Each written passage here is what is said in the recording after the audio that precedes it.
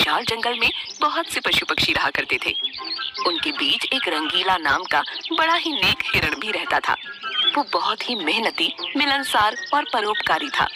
वो अपने मन, कर्म और वचन से सबका ख्याल रखता था। किसी का स्वास्थ्य खराब होने पर वो हालचाल लेने के साथ साथ उसके उपचार की भी व्यवस्था करता था। वो जहाँ रहता था वहाँ अपने मेहनत से चारों तरफ हरियाली फैलाए रहता था। एक बार रंगीला स्वयं बीमार पड़ गया। उसे ऐसा बुखार चढ़ा कि उतरने का नाम ही नहीं ले रहा था। उसने स्वयं कुछ जड़ी बूटियां खाईं, लेकिन कोई लाभ नहीं हुआ। उसकी बीमारी की खबर जंगल में फैल चुकी थी, लेकिन उसे देखने के लिए कोई नहीं आया। तब उसका मन अधिक मुरझा गया। उससे उठा नहीं जा रहा था। फिर भी वो उठकर कुछ आगे आया और उसने देखा दो हिरण उसके इलाके में आ गए थे। वो बड़ी बड़ी हरी हरी घास खा रहे थे। उन्होंने जब रंगीला को देखा तो मुस्कुराने लगे। अरे रंगीला, कैसी है तुम्हारी तबीयत? हम तो तुमसे ही मिलने आए हैं, तुम्हारा हालचाल जानने आए हैं। हाँ रंगीला, हमने सुना तुम्हारी तबीयत बहुत खराब है, तो हमसे रहा नहीं गया, इसीलिए चले आए हैं। अब बताओ कैसी तबीयत है? तबीयत में कुछ फर्क नहीं आया है। अब कोई दूसरी दवा लेनी पड़ेगी।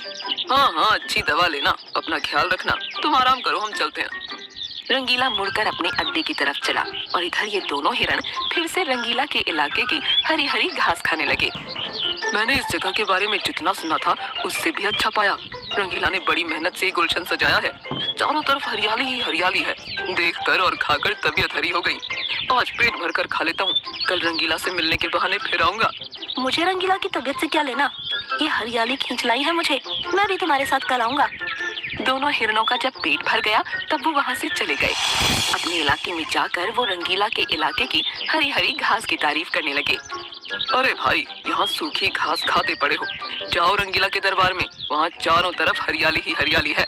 वहाँ जाओ, रंगीला का हालचाल पूछो और पेट भरकर हरी हरी घास खाओ। रंगीला बहुत अच्छा है, बड़ा नेक है। उसके बीमार होने पर भी हमें हरी घास खाने के लिए मिल रही है। इससे अच्छी बात और क्या हो सकती है? बहुत सारे हिरणों की टोली बन गई और सब रंगीला के पास पहुँच गए उसका हालचाल पूछने। पहले तो रंगीला को इस बात की बड़ी खुशी हुई कि कितने सारे लोग उसका हालचाल जानने के लिए आ गए। उसके बाद का नजारा देखकर उसका सर ही चकरा गया। सारे हिरण उसके इलाके की घास खाने में जुट गए थे। कुछ हिरण फल भी खा रहे थे। उनके पास सर उठाकर इधर उधर देखने की भी फुर्सत नहीं थी। रंगीला बेचारा मन ही मन सोचने लगा कि ये लोग मेरे पास 2 घड़ी भी नहीं रुके और घास खाने के लिए जुट गए। अब यही हाल रहा तो मेरे इलाके की सारी घास साफ हो जाएगी। मेरे खाने के लिए भी कुछ भी शेष नहीं बचेगा। कुछ देर बाद रंगीला का एक मित्र मोनू भालू आ गया। उसे आने में देर हो गई थी। माफ करना दोस्त, मैं तुम्हारे लिए औषधि की तलाश में गया था और मुझे बहुत दूर जाना पड़ा। औषधि तो मिल गई, लेकिन आने में देर हो गई। इसे तुम खा लो और जल्दी से ठीक हो जाओ। रंगीला ने औषधि खाई और उसे कुछ समय के बाद आराम मिलने लगा। उसका दोस्त मोनू उसके साथ ही रुका रहा। 2 दिन के बाद रंगीला की तबीयत ठीक हो गई, लेकिन उसके खाने के लिए न घास बची थी न कोई फल बचा था। उसकी सारी मेहनत पर पानी फिर गया था। उदास हो गया। दोस्त रंगीला, मैं जानता हूँ ये मतलब का संसार है। ज्यादातर सब दोस्ती का दिखावा करते हैं, सब अपने फायदे की सोचते हैं।